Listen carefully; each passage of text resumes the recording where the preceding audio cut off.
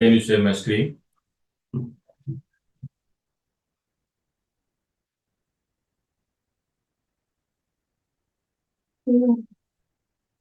Okay. Correct.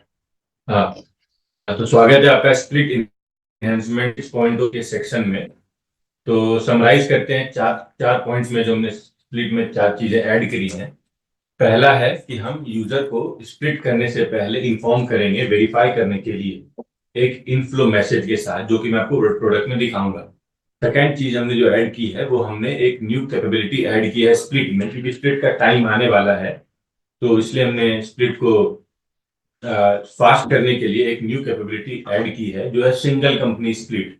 Earlier split जो है वो डबल कंपनी स्प्लिट था कि एक अगर कंपनी आपकी जिसमें 5 साल का डेटा है, फॉर एग्जांपल 2020 से 2025 का डेटा है, और अगर आप 1 अप्रैल 24 से स्प्लिट करते हो तो दो कंपनी बनती थी।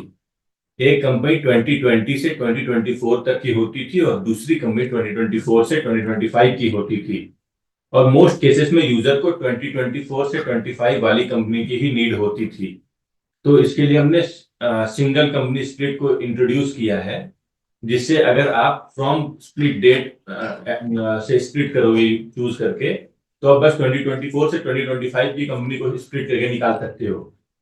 इससे आपका टाइम भी बचेगा और स्पेस भी बचेगा। ये हम आपको प्रोडक्ट में दिखाएंगे। तीसरी चीज हमने ऐड की है multi stage split progress bar. ये आपको आपके स्प्लिट का प्रोग्रेस बताएगी कि आपका स्प्लिट कितना टाइम लेने वाला है और कितना किस स्टेज में चल रहा है। इससे आपको ट्रांसपेरेंसी मिलेगी, आपको पता चलेगा कि कितना समय लगने वाला है। और चौथी चीज हमने ऐड करी है वेरीफाई, जो स्प्लिट से पहले एरर को कैच करने का एरर फ्रेम है, हमने उसको और स्ट्रांग बनाया है। उसमें न्यू एरर्स ऐड करने वेरीफाई और स्ट्रांग हो जाएगा और न्यू काइंड्स ऑफ एरर को भी कैच कर लेगा, जिससे आपका स्प्लिट प्रोसेस काफी स्मूथ हो जाएगा। न्यू एरर्स में हमने इस बार मास्टर एरर्स को भी ऐड करा है। अब वेरीफाई मास्टर रिलेटेड एरर्स अगर आपके डेटा में कुछ प्रेजेंट है तो उसको भी कैच कर सकता है। और साथ में हमने दो न्यू वाउचर रिलेटेड एरर को भी ऐड करा है। तो पहले स्प्लिट जितना स्ट्रॉन्ग, वेरीफाई जितना स्ट्रॉन्ग था उससे ज्यादा स्ट्रॉन्ग अब हो गया है। आइए इसको प्रोडक्ट में देखते हैं। अ, तो स्क्रीन विजिबल है मेरी? Yes yes. ओके। तो मान लेते हैं कि आपकी कंपनी है गणेश जी इंटरप्राइजेस और आप इसको स्प्लिट करने जा रहे हो। तो आप जाओगे ऑल्ट वाई डेटा में और स्प्लिट में, और स्प्लिट में जाकर आप एंटर करते हो। तो कई बार आप भूल जाते हो वेरीफाई करने के लिए, या शायद आपको ये पता भी नहीं कि वेरीफाई क्या करता है। तो आप डायरेक्टली स्प्लिट में जाते हो और स्प्लिट खोलने पे आपको एक इनफ्लो मैसेज दिखेगा। ये मैसेज आपको बताएगा कि आपको वेरीफाई करना जरूरी है, स्प्लिट से पहले रिकमेंड करेगा, ताकि आप वेरीफाई करें और कोई एरर है तो उसको सॉल्व कर लें। इस डेटा में हमने पहले वेरीफाई किया हुआ है, इसलिए हम यहाँ वेरीफाई नहीं करेंगे, आपको वेरीफाई हम अगले डेटा में दिखाएंगे। अभी चलते हैं स्प्लिट फॉर्म की तरफ। स्प्लिट में जब स्प्लिट खुलेगा फॉर्म, तो आप नोटिस करें कि आपको नीचे दिख रहा होगा एक नया फील्ड ऐड हुआ है। इसी फील्ड की हम बात कर रहे थे। तो अगर आपको स्प्लिट करना था 1 अप्रैल 24 से, तो पहले आ, दो कंपनी बनती, एक 1 अप्रैल 24 से पहले वाली और एक 1 अप्रैल 24 के बाद वाली। तो हमने यहाँ पे तीन ऑप्शन दिए हैं। या तो आप 1 अप्रैल 24 वाले के बाद से एक कंपनी बना सकते हैं, या तो आप 1 अप्रैल 24 से पहले वाली कंपनी बना सकते हैं, या तो आप दोनों कंपनी बना सकते हैं इसके साथ। जब आप 1 अप्रैल 24 के बाद वाली सेलेक्ट करेंगे, यानी कि फ्रॉम स्प्लिट डेट सेलेक्ट करेंगे, तो आपको नीचे दिख रहा होगा a single company will be created with a date from 1 April 24 to 31 March 25 and the company name will include the financial year beginning date. तो आपको पता चल जाएगा कि आपकी कौन सी कंपनी बनने वाली है। अब आप यस क्लिक करेंगे तो आपसे एक कंफर्मेशन मैसेज पूछेगा प्रोडक्ट, और आप जैसे उस पर यस करेंगे तो आप देखो आपको एक न्यू चीज दिख रही होगी यहाँ, जिसको कहते हैं multi stage progress bar. Multi stage इसीलिए क्योंकि स्प्लिट को चार स्टेज में हमने डिवाइड कर दिया है। चार स्टेज में पहला स्टेज है इनिशियलाइजिंग स्प्लिट, दूसरा है स्प्लिटिंग मास्टर, तीसरा है स्प्लिटिंग वाउचर और चौथा है कंप्लीटिंग स्प्लिट। और कंपनी का नाम नेम आप यहाँ देख पा रहे होंगे। तो सिर्फ हम यहाँ ये भी नहीं बता रहे हैं कि कौन सा स्प्लिट चल रहा है, उसके अंदर कौन सी एक्टिविटी हो रही है ये भी आपको पता चल रहा है कि कॉपिंग मास्टर एंड रिलेटेड इन्फो। तो हम उसकी एक्टिविटी को भी कॉल आउट कर रहे हैं। साथ ही साथ हम आपको काउंट्स भी दे रहे हैं यहाँ पे, जिससे आपको पता चलेगा कि आपकी स्प्लिट में कितना टाइम लगने वाला है और कितना काउंट बचा है, ये भी दिख रहा है आपको। तो इससे ट्रांसपेरेंसी इंक्रीज हो जाएगी और आपको पता चलेगा कि स्प्लिट में कितना टाइम लगने वाला है। अर्लियर जो हमारे पास पहले जो प्रोग्रेस बार था, वो बस एक स्ट्रेट लाइन का प्रोग्रेस बार था जो कि स्लोली मूव करता था। कई बार अगर आपके नंबर ऑफ मास्टर्स या नंबर ऑफ वाउचर बड़े होते थे, ज्यादा होते थे, तो इसको पता भी नहीं चलता था कि वो जो प्रोग्रेस बार है वो बढ़ रहा है कि वो स्टक हो गया है, और कई बार आप कंफ्यूज होते होंगे। तो उसको सॉल्व करने के लिए हमने multi stage progress bar introduce किया है। जैसे ही इनिशियलाइजिंग स्प्लिट कंप्लीट हुआ, ये स्प्लिटिंग मास्टर स्टेज में चला गया। जैसे ही स्प्लिटिंग मास्टर स्टेज कंप्लीट होगा, ये स्प्लिटिंग वाउचर स्टेज में जाएगा, और स्प्लिटिंग वाउचर के बाद कंप्लीट स्प्लिट हो जाएगा, और आपको जो है स्क्रीन पे जो न्यूली क्रिएटेड कंपनी है वो दिख जाएगी, जो कि इस केस में 1 अप्रैल 24 से 1 अप्रैल 25 के बीच की कंपनी होगी। देखिए, जब तक हम बात कर रहे थे 82% कंप्लीट भी हो चुका है, तो स्प्लिट काफी फास्ट भी हो गया है। और ये एक बार की एक्टिविटी है, बट काफी टाइम लगता था। हमने स्प्लिट को फास्ट करने के लिए ये चीज ऐड करी है, और स्प्लिट आप भी यूज करके देखें, काफी फास्ट हो चुका है।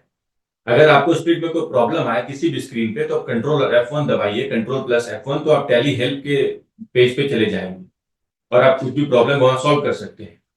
अब देखिए, स्प्लिट होने के बाद आपको यहाँ दिख रहा होगा कि सिर्फ सिंगल कंपनी बनी है। जो पेरेंट कंपनी है वो रिमेन एज इट इज रह गई, और एक सिंगल कंपनी बनी है फ्रॉम 1 अप्रैल 24। इससे क्या हुआ, आपका डिस्क बचा, डिस्क स्पेस बचा, और आपका टाइम भी बचा। ठीक है, तो ये चीजें हमने इंट्रोड्यूस की। साथ में अब आपको दिखाते हैं जो नेक्स्ट चीज है, वेरीफाई को हमने कैसे स्ट्रॉन्ग बनाया है। तो वेरीफाई में पहले हम कुछ एरर कैच कर सकते थे, जो कि आपके वाउचर के रिलेटेड एरर होते थे, लेकिन अब हम मास्टर रिलेटेड एरर भी कैच करेंगे। तो वेरीफाई करते हैं इस डेटा को, जिसका नाम है नेशनल एंटरप्राइजेस। और आप जैसे हमने यस किया, देखो वेरीफाई भी बहुत काफी तेजी से हो गया, और वेरीफाई होने के बाद आपको कुछ एरर्स दिख रहे होंगे। ये एरर्स मास्टर रिलेटेड एरर हैं, जो कि हमने न्यूली इंट्रोड्यूस किए हैं। Total 6 master related error introduce किए हैं, और 2 वाउचर रिलेटेड एरर इंट्रोड्यूस किए हैं। तो error जो है ये काफी स्ट्रांग हो चुका है। और आप जैसे मान लो किसी भी आप उसमें जाओगे, एरर के अंदर क्लिक करोगे, तो आपको यहाँ पे रिजॉल्व करने का तरीका भी बताया कि कैसे उसको रिजॉल्व करना है। इसको फॉलो करके आप खुद रिजॉल्व कर सकते हो अपने एरर्स को। और जब आप सारे एरर को रिजॉल्व कर लोगे एक एक करके, जो कि मेरे को लगता है कि 5 से 10 मिनट का काम है, तो आप यहाँ स्प्लिट बटन एक्टिव हो जाएगा और स्प्लिट स्क्रीन पे आप डायरेक्ट जा सकते हो। ठीक है, तो ये 4 चीजें हमने ऐड करी हैं। इसके बारे में अगर कोई क्वेश्चन है तो आप हमसे पूछ सकते हैं। Thank you. If we split the data from date, that means previous company have all the data. From split date जो है वो स्प्लिट डेट के बाद से, अगर आपका स्प्लिट डेट 1 सितंबर है, जैसे यहाँ पे देख रहे हो, तो 1 सितंबर के बाद से 1 अप्रैल 25 तक के बाद तक फ्रॉम स्प्लिट डेट में बनने वाला है कंपनी। बिफोर स्प्लिट डेट में जो कंपनी की बिगनिंग है से स्प्लिट के डेट तक की कंपनी बनेगी, और इंटू 2 में दोनों बन जाएंगी। ओके, यहाँ एक और क्वेश्चन था, टैली से पैन वैलिडेशन चेक कर सकते हैं क्या? ये डिफरेंट टॉपिक है, हम आपको मेल पे आंसर कर देंगे।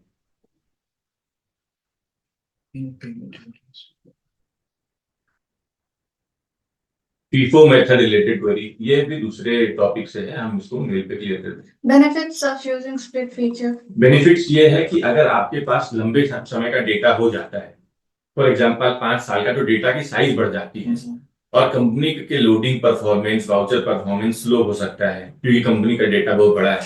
दूसरी चीज, या तो आपको किसी ऑडिट पर्पस के लिए या किसी और पर्पस के लिए अगर आपको अपना डेटा किसी पार्टी से शेयर करना है, तो पूरा डेटा शेयर नहीं करना चाहेंगे। इसीलिए स्प्लिट करके अगर आप किसी सीए से, ऑडिटर से, या किसी थर्ड पार्टी से डेटा शेयर करना चाहते हैं, तो आप उससे 1 साल का डेटा शेयर कर सकते हैं, 2 साल का शेयर कर सकते हैं। तो या तो आप इन दोनों रीजंस के लिए, और भी बिजनेस केसेस में और भी अलग रीजंस होती हैं स्प्लिट करने की, बट यही बेसिक रीजंस हैं स्प्लिट करने की। विजय गुप्ता पूछ रहे हैं, like the previous split option, do we have auto correct option to remove errors? Yes, जो एग्जिस्टिंग स्प्लिट में जो ऑटो करेक्ट थे सारे वो भी हैं ही, साथ में न्यू एरर्स भी ऐड हुए हैं। After split cost centre balance show as opening balance. Cost centre का ओपनिंग बैलेंस कैरी करना, ये जो ये बहुत ही मतलब फ्रीक्वेंट है, लोग इसकी डिमांड बहुत दिन से कर रहे हैं। लेकिन कॉस्ट सेंटर क्या होता है? कॉस्ट सेंटर के बारे में थोड़ा मैं आपको बैकग्राउंड दे देता हूँ। कॉस्ट सेंटर जो है वो इम्प्लीमेंट किए गए हैं बिजनेस के cost incurred at narrow level, जैसे प्रोजेक्ट लेवल और अलग फंक्शन के फंक्शन वाइज कॉस्ट इनकर्ड को कैलकुलेट करने के लिए कॉस्ट सेंटर किया गया है। तो अकाउंटिंग जब डेटा स्प्लिट करते हैं तो कॉस्ट सेंटर को स्प्लिट नहीं करते हैं अकाउंटिंग पॉइंट ऑफ व्यू से। बट हमने ये बहुत सारी रिक्वेस्ट देखी है कॉस्ट सेंटर को लेके, तो उसके लिए काफी मॉड्यूल में चेंजेस करने पड़ेंगे, डिजाइन चेंजेस करने पड़ेंगे। बट फ्यूचर में मे बी हम इस पे इसको कंसिडर कर सकते हैं। अभी फिलहाल cost centre carry opening balance कैरी नहीं होगा due to accounting reasons. Okay, Shravan पूछ रहे हैं, if you forgot your company admin user ID and password then how can you split your company data?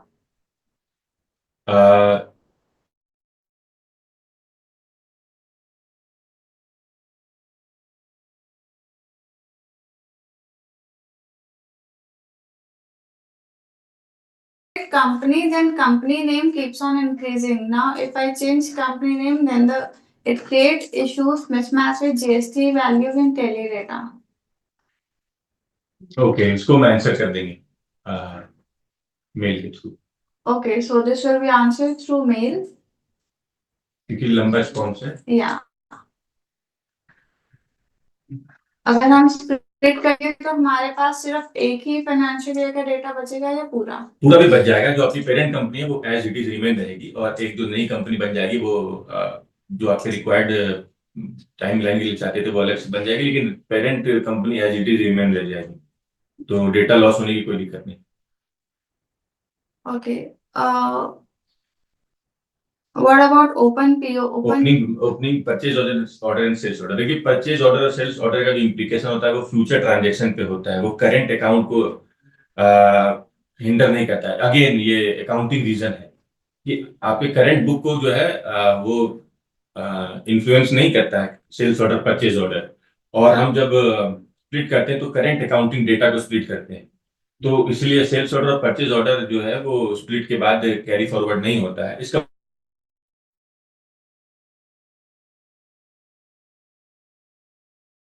Work डाल चुके हैं कि इसको क्लोज करके आगे बढ़ें, और फिर जब न्यू कंपनी में आया तो इधर मैनुअली क्रिएट करें। लेकिन इसकी भी बहुत सारी कॉल्स आई है हमें, तो इसके लिए भी हमें प्रोडक्ट में काफी लेवल डिजाइन लेवल पे चेंजेस करने पड़ेंगे। तो इस रिलीज में तो ये सॉल्व नहीं हो रहा है। इसके लिए जो वर्क अराउंड अवेलेबल है उसी वर्क अराउंड से आपको काम करना होगा। सेम अगेन अकाउंटिंग रीजन है, दैट्स व्हाट। Okay.